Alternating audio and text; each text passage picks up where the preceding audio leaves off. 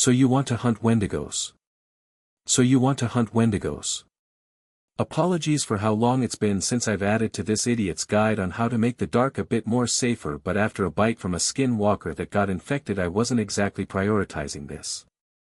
Regardless, I'm back now and a few $100s shorter, so I decided to fix two problems in one go by talking about my next prey, Wendigos. Now let's get something clear here. I do not recommend these beasties as a beginner hunter's first prey.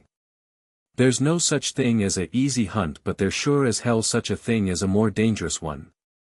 This one especially because not only of the creatures but because of all the misinformation about said creatures. You see, the first thing you have to know about them is that there's actually 3 creatures called Wendigo. You try and hunt the wrong one with the right methods for another, then you'll be scraps in an instant or worse possessed.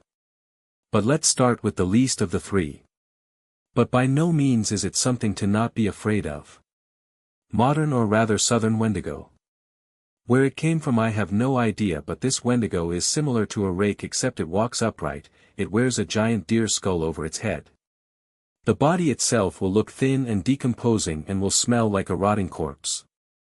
That said, it will have bipedal legs with deer hooves on its back legs.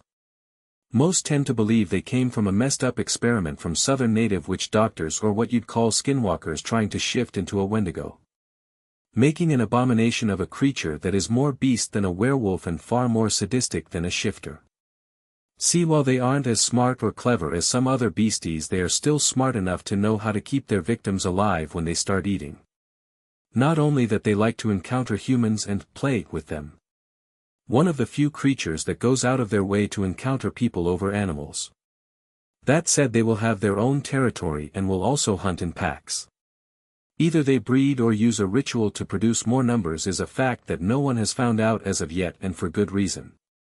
The greatest thing about this beasties is the fact that it's usually pretty easy to distinguish it from a different kind of Wendigo if the client gives an accurate description.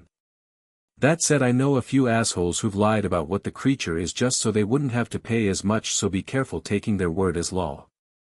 Other than that, they are similar to hunting rakes, except they will enjoy seeing you in fear, and any distractions like a noisy toy and nice steak won't catch their attention. What will? You just leaving. See, they aren't stupid, but they sure ain't smart, as they will be hyper-focused onto you.